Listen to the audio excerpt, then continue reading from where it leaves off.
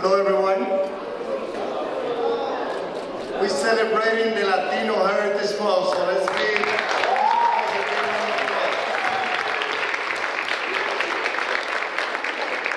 you know, who will say 180 years ago that Latino will be here in this great city, being 29% of the New York City population, when the 1900 census was 96% white, nothing bad with the white. We are a diversity, 2% of American, Latino, we were not counted. And today population in New York City is 29% Latino, 27% of American, 17% Asian. So here we are, taking our city to a new level.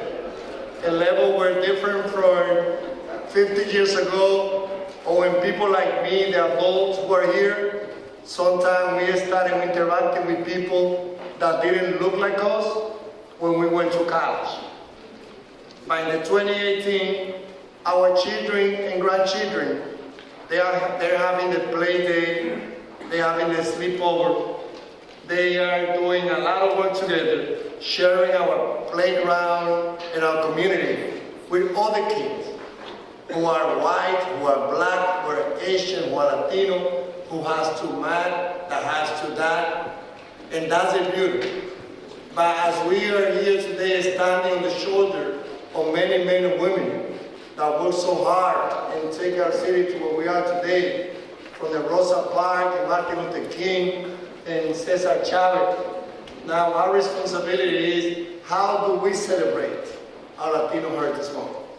And this celebration is more than bachata and merengue and quebradita. The celebration is about the ethics of hard-working individuals. How did it happen that people that came here without anything has been able to send a child to be doctor, curing our people, to build, engineer, not only luxury building, but also affordable. Men and women in the NYPD, keeping our city safe. So here we are, very proud of all the men and women who have taken our city to where we are today. And New York City will never have the vibrance that we have without the Latino community. And Latinos celebrate among ourselves, but also we celebrate together with our brothers and sisters in the Afro-American communities We celebrate with the Anglo communities, with the Jewish community, with the Asian community, because this is the only city in the whole planet where we can say it's built by people that we come from different places. I'm one of those 38% born and raised in other countries.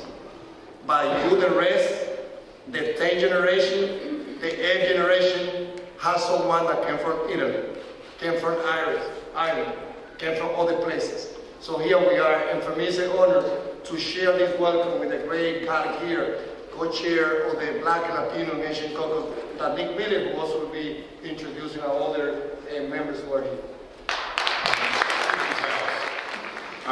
It's exciting to be here another year as we celebrate Latino history.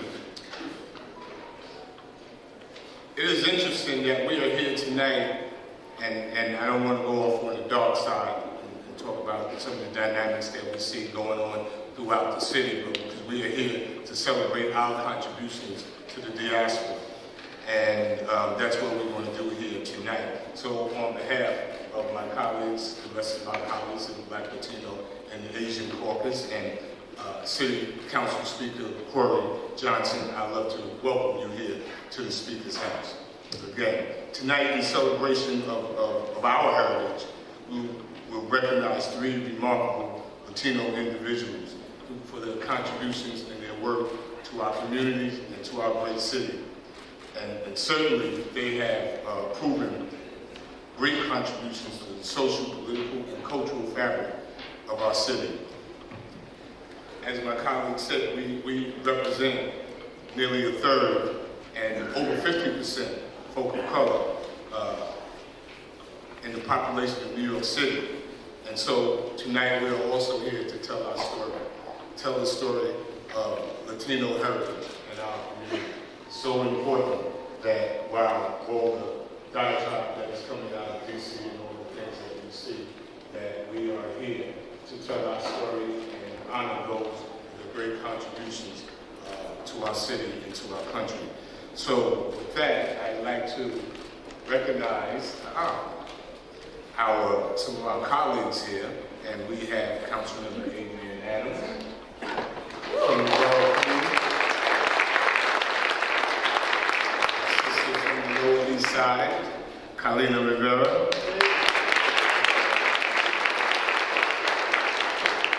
And I know some folks are missing here, but we're going to start this really great program that you have here. But one of the things that I'd like to just interject, if you look around at our community and the diversity of who we are, that's exciting, and our contributions. My grandfather was one of the first Puerto Ricans on the New York City police force back in the 1930s.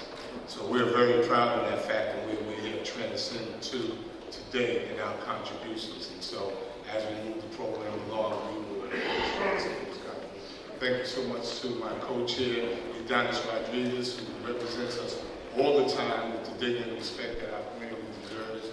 And we look forward to an exciting program tonight. Thank you so much.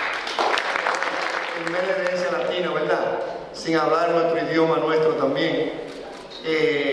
No tenemos que hablar solamente el español para ser latino. Tenemos generaciones de jóvenes nacidos tercera y cuarta aquí, que no necesariamente no tenemos que decirles que no son latinos porque no hablan español, pero tenemos también que siempre resaltar nuestra cultura.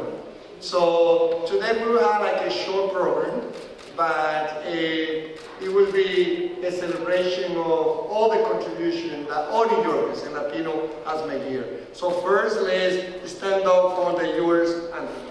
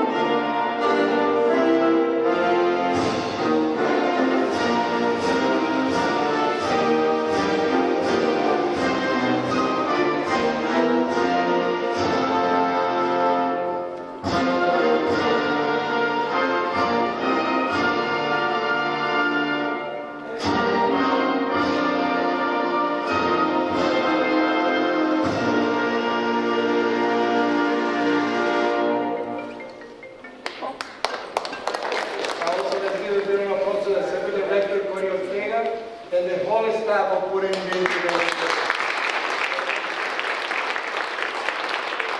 Recibamos el grupo de ballet folclórico de Alianza Dominicana.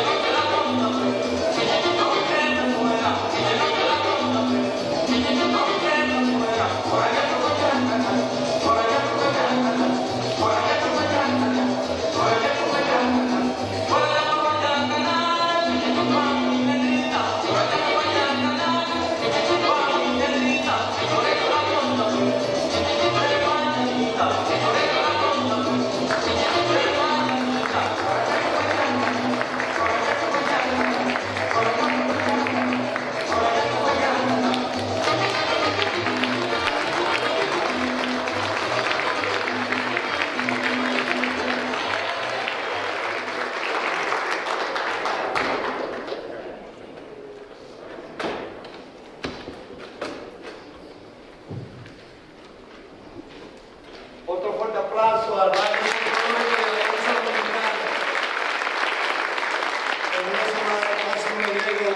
Thank you for being here with us.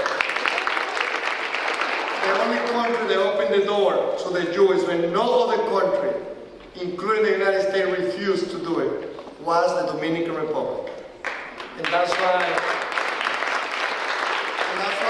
there in Sosua, we have a presence of the Jewish community there. As also in Samaná, there's a strong presence of Afro-American community who moved from the South and established themselves in Samaná, maintaining the Baptist church, maintaining the language too. So all of those are, a place where, as we see, those dancing is more than they moving the body. It is a story that it tells. And for us, it's a great honor to be here celebrating as New Yorkers, as one family together. So now it is my honor and privilege to present a proclamation to my friend. Now, it was one of the great things that I got being here as a council member to meet individuals that I didn't know. I know that when this group they were dancing, he was thinking about his father, who used to be a musician too. So it is an honor again to recognize in the name of the Black and Latino and Asian couples and all of us the year in leadership of a great New Yorker, Hector Batista.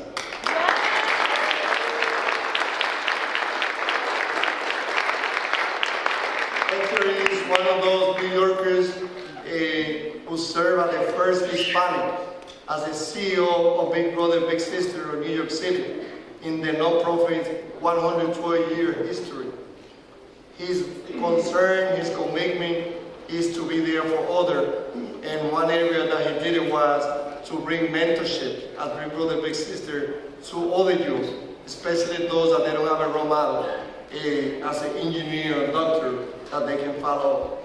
Hector doubled the number of youth served to more than 5,000 across the 5 boroughs.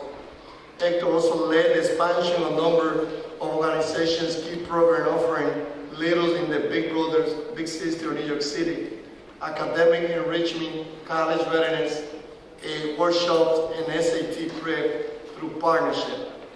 Big Brother, Big Sister, and a lot to do on the job that he did in that institution, even though I'm going to be sharing where he is right now. But Big Brother, Big Sister, Hector had a profound impact on thousands of young people across New York City under his leadership. 99% of the youth participants are promoted to the next grade. 97% were of high school senior graduated from high school, and 96% of those graduated from high school were accepted into college. While Hector will be sorely missed as Big Brother, Big Sister, now I know that Brooklyn welcomed him with an open eye as the new CEO of Brooklyn Chamber of Commerce. So with that,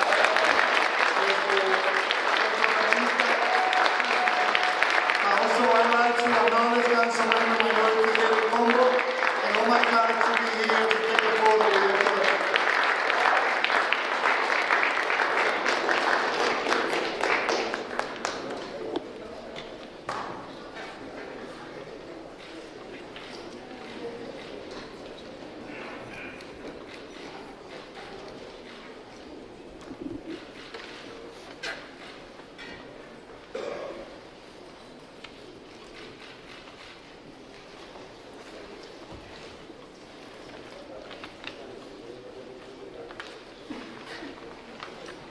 So before I get into a word from Hector, I would like also to acknowledge a great friend, Council Member Giovanni Williams, who is here with us today. Estuvo dirigiendo la institución de Big Brother Big Sister, trayendo mentores para los jóvenes nuestros, y que ahora pasó a dirigir como CEO presidente del Chamber de Comercio más grande de la ciudad de Nueva York, que es la de Brooklyn, y que también coordina los otros Chambers de Commerce de todos los condados. Con ustedes, Héctor Batista.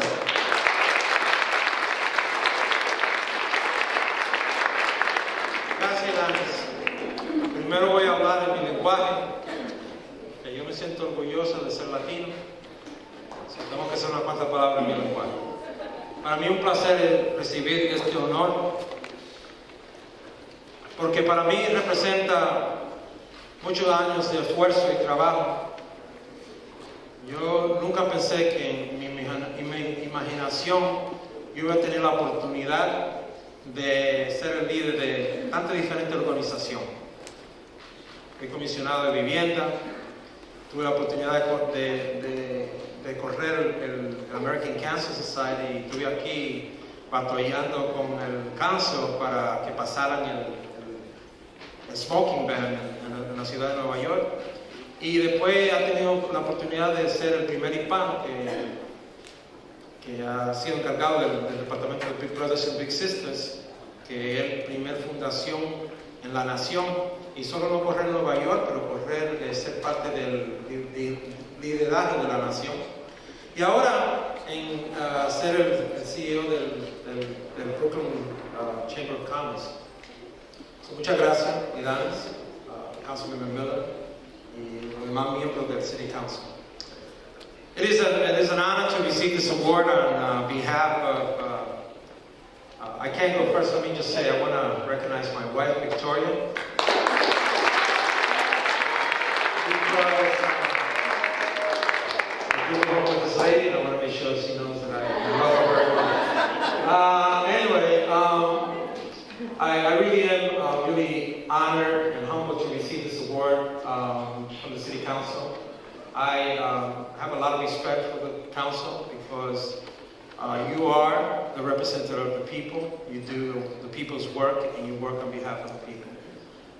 This local kid from Brooklyn has had a lot of opportunities in life. I've been blessed. I started with the right kind of foundation. I had a father who was, as Councilmember Idana said, a former musician. So I was really living some of my roots. And you know, who gave me the foundation of education and giving back. And I'm a public servant by nature. You know, I had all my job, although I had a sting in the private sector, it was a little bit different for me.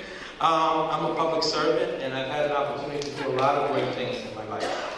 And the blessings, one of the blessings I have was to lead Big Brothers Big Sisters, because it's a great organization. I always said that there's nothing better in life than to make a young person find his way, help him find his way. And we were able to do something. When I got there, we were servicing like 2,000 kids. And I said that was unacceptable, and we doubled, almost a little bit more than double the amount of kids that we service citywide and improve their educational outcomes and provided services. But I started my career in Brooklyn in the field of economic development, working for the Brooklyn Borough President, working on Metrotech and those kind of projects. I was very blessed, a young kid from Brooklyn, 20 plus years old, to be able to do that. And now it's all full circle again, right? Now I'm coming back to Brooklyn, the home that I grew up in, went to school there, raised my kids there. And I get to lead this amazing organization, the Brooklyn Chamber of Commerce. I'm still trying to figure out what the bathroom is. It's my 4th day on the job. But I think we're going to do some great things. I have an amazing board. I have some of my board members here. Gil is in the back. Thank you, Gil, for being here. I have some other members of my staff that are here. Thank you for being here. I want to thank the council for recognizing me, both Councilman Miller and my dear friend Idanis Rodriguez for this recognition, and the rest of the council. I look forward to working with you in my new role and being here to really provide, be an advocate for the businesses in Brooklyn and continue to support the work that we're doing. So thank you very much. So I know that when he's leaving, it's not because disrespectful, it's because the living that he also has. Gracias. Good evening again. I have the honor and privilege of presenting our next honoree, Ms. Melody Capote. Melody is the Executive Director of the Caribbean Cultural Center and African Diaspora Institute. I often remark about our lineage of our people in the African diaspora, their long winding journey along the arc of history and our influence on today's society. Melody has dedicated much of her life to the preservation of the diaspora and culture, so that the future generations may take it all in and be taught about family, work, love, sacrifice, and hardship. Among her contributions and accomplishments are the productions of such annual Latino Tropical Music Collective Festival, the recently reimagined East Harlem Oasis Festival in El Barrio, which incorporates the Cubano element, helping to establish a stronger connection to our African, Caribbean, Latino ancestry, as well as the partners with the city. She partners with City's College, Aaron Davis Hall, the Hosto Center for Performing Arts, and Lincoln Center. Puerto Rican Bronx native is a fine narrator of stories as can be found in our city. And it is both an honor and a privilege to join us, and join our colleagues in presenting this next proclamation to Melody for all of her works and contributions to our great city.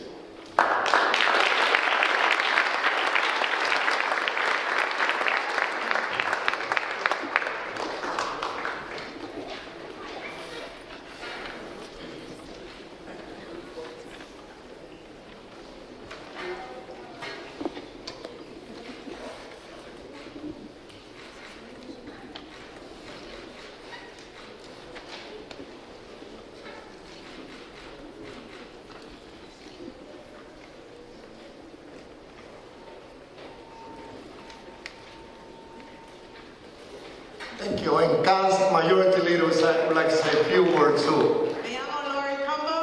I'm the Majority Leader of the New York City Council, and I'm so happy to be here, and I'm so happy to honor this dynamic woman who is an incredible leader, a force of nature, and has been working to develop cultural institutions within our community, to help preserve them, to create a legacy for generations to come. I first met Melody Capote on the steps of City Hall, where she and Dr. Martha Moreno Vega were here on the steps and in the hearings to fight for cultural dollars for our institutions. Because art and culture should be equal. We should all be able to celebrate our history and our culture and pass those legacies down to our children. And we all need the resources to make sure that our heritage and our culture is told. And Melody has been at the forefront. And I'm very pleased to see that they have opened up the Caribbean Cultural Center African Diaspora Institute in East Harlem in a brand new, newly renovated, state-of-the-art building that is going to be here for generations to come. And this is not just an institution, art for art's sake. This institution and this woman have been at the forefront of social justice issues, telling our story, bringing further awareness to the neglect, to the rebuilding of Puerto Rico, and bringing resources and having conferences and panels and fundraisers to shed light on the critical resources that are needed to rebuild our critical and important Puerto Rico. And I'm happy to say, just recently, and I want my colleagues to know, Melody Capote was recently appointed the new Executive Director for the Caribbean Cultural Center African Diaspora Institute, and she's now going to take this institution to new heights, and it's our duty and responsibility to continue to make sure that we support our organizations and make sure that critical dollars go to our institutions, because in this city, without our culture and without our history and without our contributions, this city would be boring, okay? So we gotta make sure that our voice is here and our contributions are told, and that our icons and our leaders are celebrated for our youth. Melody, I love you. You are an icon, you are my role model, and you are so much of the reason of who I am today. So I want people to know how important this woman is to me.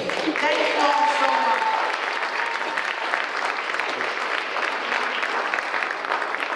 I can leave now. Lori, thank you. Thank you to the New York City Council. Thank you to all of you for being with us this evening and taking the time to celebrate us. If we don't celebrate ourselves, who will? That's right. If we don't celebrate our culture and tell our own stories, who will? In fact, the stories that have been told about us, in many instances, have been mistold. Our stories have never been told accurately. And so institutions like the Caribbean Cultural Center, like El Museo del Barrio, like Mokara out in Brooklyn, founded by Lori 20 years ago, are places where we can come to tell our stories. Not tell a story. Not tell a tale, but to tell our stories. The Caribbean Cultural Center is a 42-year-old cultural arts and education institution. Yes, an institution that serves as a mirror for our communities. It's a place where we come and see ourselves. It's a place where we come and see the stories of the families and the ancestors who brought us here today. It's the story of Hector, who today can be a CEO of a Chamber of Commerce. It's the story of the majority members of the City Council who can have a Black, Latino, and Asian caucus.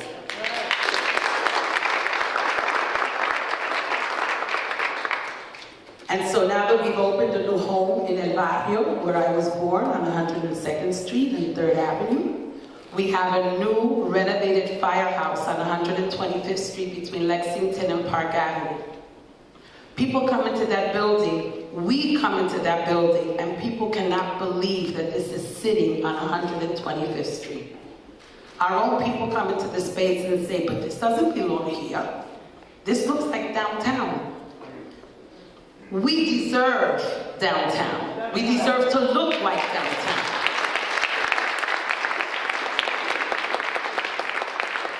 And so we welcome you to come visit our space. Come and spend some time. Come and tell your story. We're listening. We invite the Black, Latino, and Asian Caucus to come and host an event at the center. Come and learn about yourselves. Come and learn about your history. How does a Tanique Miller talk about having an abuelo from Puerto Rico and we don't know that story? So we invite you to the center to see a part of Loíza in Harlem, to see a part of Haiti in Harlem, to see a piece of yourselves in Harlem, and the global contributions we've made as people of African descent. Porque, ¿y tu abuela dónde está? Where is your grandmother? Where is your grandfather? So many of us deny the blackness in our families. So many of us live with colonized minds. Pelo bueno, pelo malo. Good hair, bad hair. Big nose, thin nose. Marry light, marry up. Better the race. ¿Y tu abuela dónde está? Bienvenidos.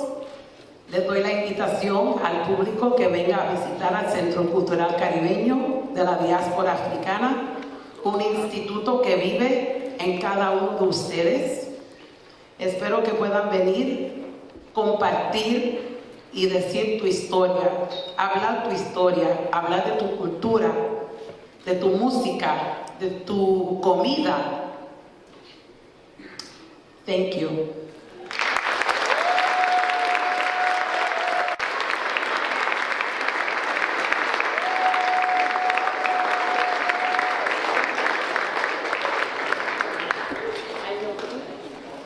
To stand before you this evening to celebrate this wonderful moment in time with you.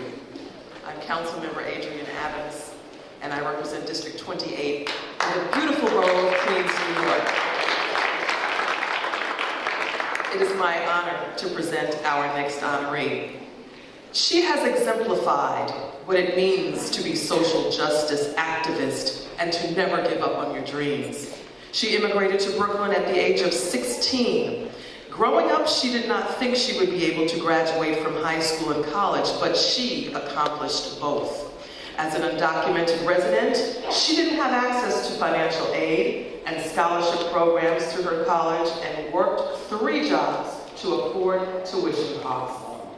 In 2012, after learning about the Deferred Action for Childhood Arrivals, or DACA, policy to help undocumented children become eligible for a work permit and defer deportation, she found out she missed the eligibility requirements by just 3 months. This unfortunate experience led her to meeting other dreamers, undocumented youth and students fighting for an opportunity to advance themselves.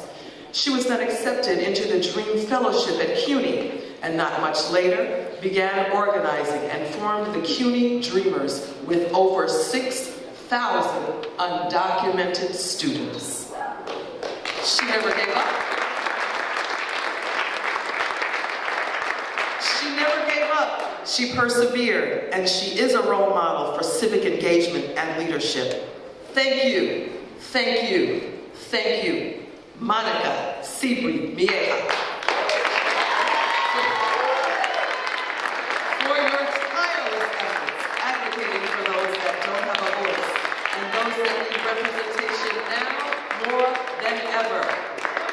During this political climate, our city and state governments need to provide protections and support to the Dreamers and DACA recipients. The State Dreamers Act is a step in the right direction and would allow Dreamers and DACA participants to receive financial aid to attend university.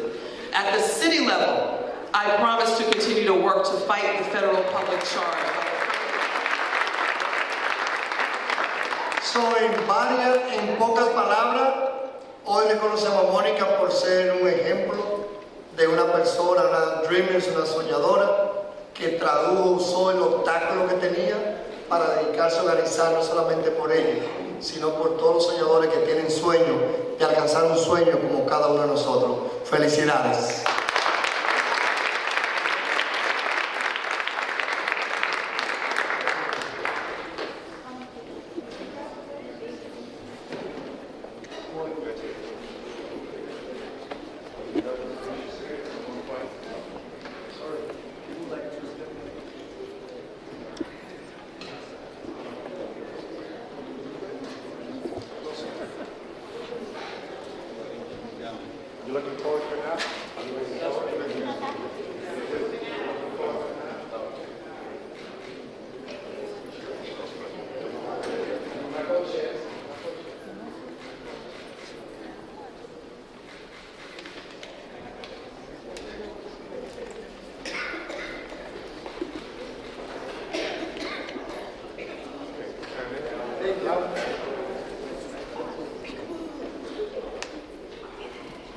Good?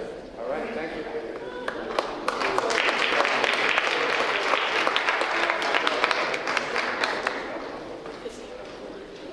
Buenas noches.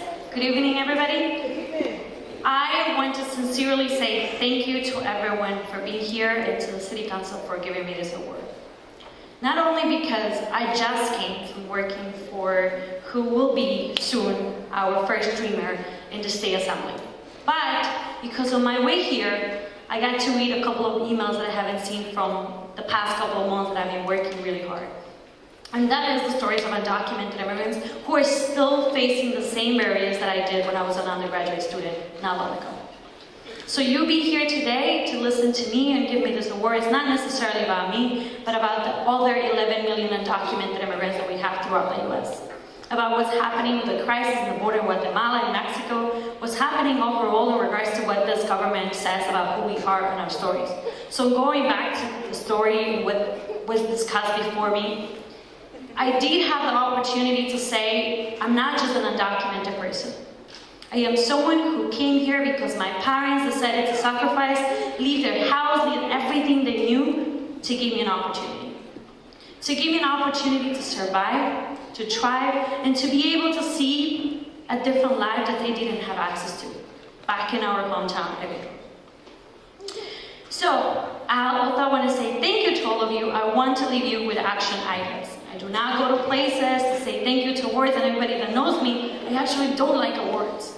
I was told by my boss, who's probably watching this, that I needed to be here, otherwise she will fire. No, this is about, again, the stories of many, many more undocumented immigrants. So I'm going to ask you for something, if you're listening to me tonight. If you are a member of an immigrant family and believes in the values of immigrants, that working hard is also something that we all value, please stand up. And those that are standing, please jump or something. Let me see that you're awake. Great. Now, I want all of you to please commit to not only fighting for dreamers, but all 11 undocumented immigrants throughout the U.S. who need an opportunity. To commit to going back to your communities, to your households, and talking about this issue. Not just telling the stories of others, but taking action in your community. You can go out, volunteer. If you're an elected official, oh my goodness, the things that I think you should be doing in the city council. AKA, you should open that scholarship for undocumented immigrants in the city council. Now, please, now that you're standing and listening to my story and I'm giving you, although I know some people are sitting and that's okay, not all of us can stand up, so I respect that. I know that you believe in this and I know that you will take this back home. So please look at each other and take my story and the story of 11 undocumented immigrants back to your communities, to give them an opportunity, to just literally say, I hope you're doing okay. Please. And he's not doing okay right now.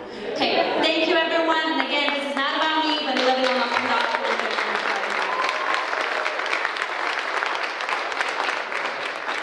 Someone that we don't have in this day, Angelo Falcón, who also was one of those individuals who make a lot of cases about why we have 10,000 leadership positions in the city of New York and only 300 are Latino. So still there's a lot more that has to be done, not only on elected position, but on appointed position in the private sector, in the academic sector. You know, we gotta see a CUNY all over the place, and we need to be sure that all of us take responsibility to take our city to be a city where every single ethnic group have an opportunity to excel. So with that, llegamos al final, a una conclusión, un agradecimiento a Alianza Dominicana de nuevo, Speaker Johnson, the whole team, they were able to put this event in a short period of time. Corey Ortegas and all the staff, thank you again. Gracias a todos. So I just want to thank everybody for coming out. This was a special event. Once again, I'd like to congratulate our phenomenal honorees tonight and thank them for their continual service to our community. I want to be short, but I'm going to ask my colleague, Jamani Wynn, to close us out.